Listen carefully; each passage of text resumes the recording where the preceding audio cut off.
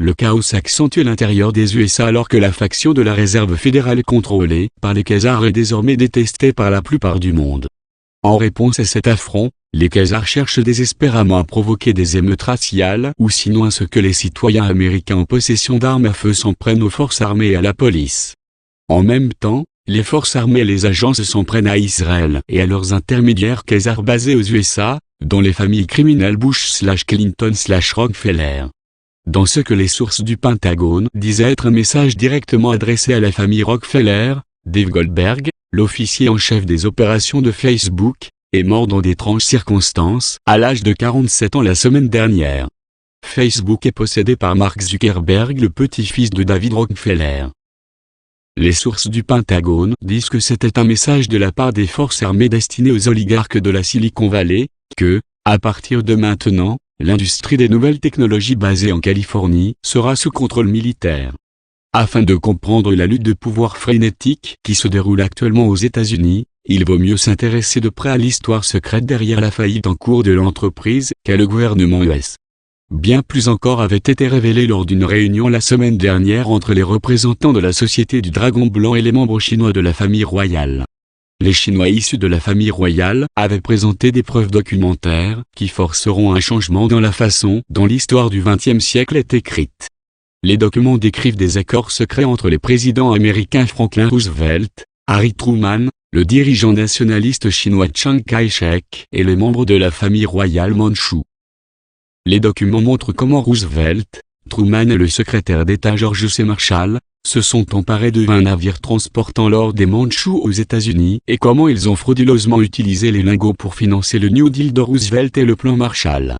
L'or a été dérobé par les USA à partir des années 1930, avec la promesse que la finance obtenue serait utilisée pour le développement de l'Asie de l'Est et la création d'une fédération qui comprendrait la Mandchourie, la Chine, la Corée et le Japon, ont déclaré des sources de la famille royale.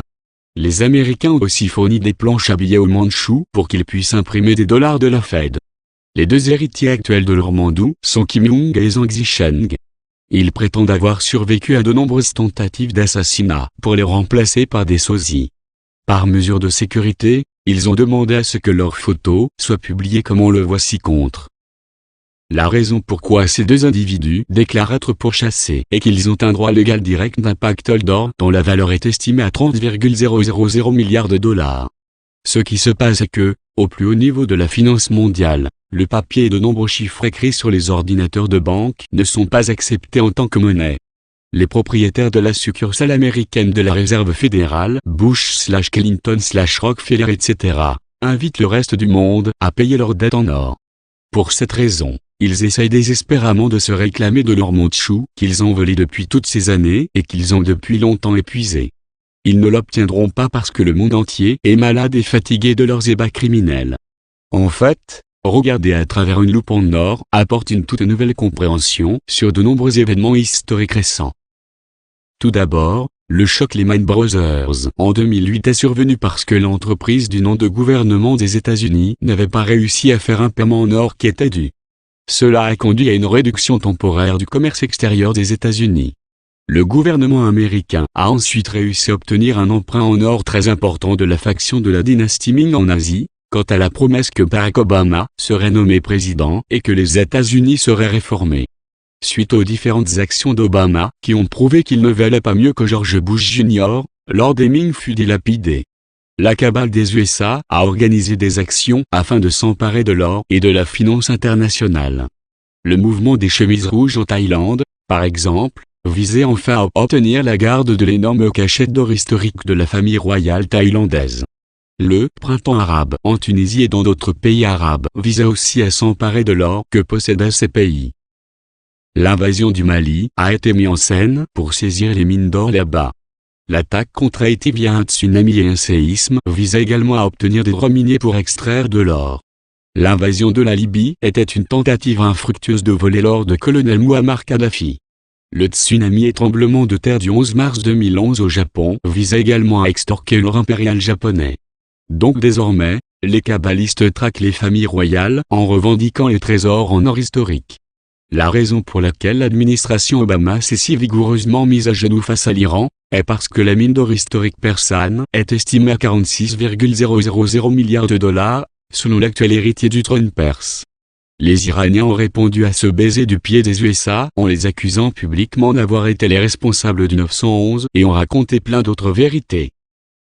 Dans tous les cas, les héritiers de la fortune persique ont bien fait comprendre aux kabbalistes américains que leur or ne sera jamais entre leurs mains.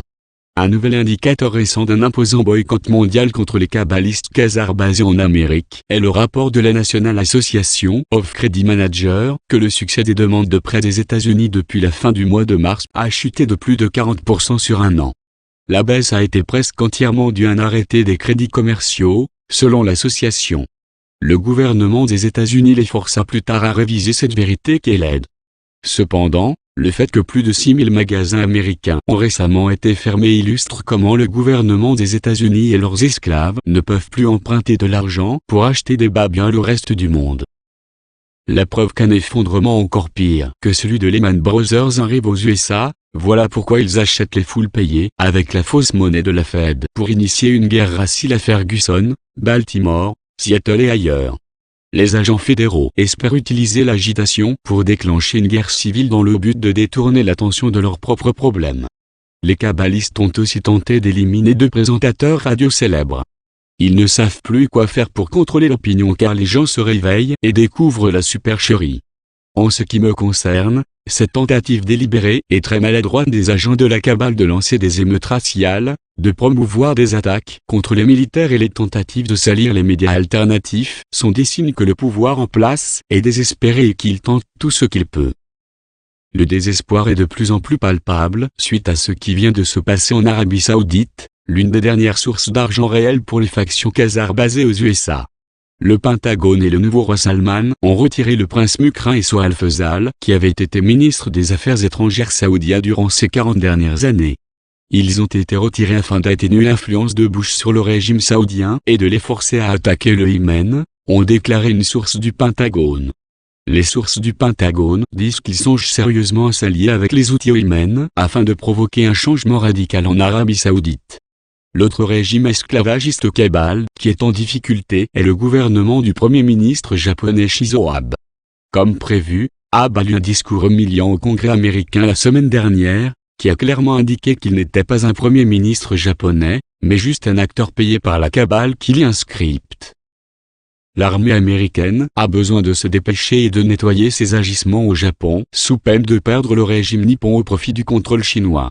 Le Pentagone sait qui contacter pour empêcher cela. Benjamin Fulford, mai 5 tâche 2015, KOI US International Bankruptcy of US Fed Faction 5 in traduction Estelle Paradis.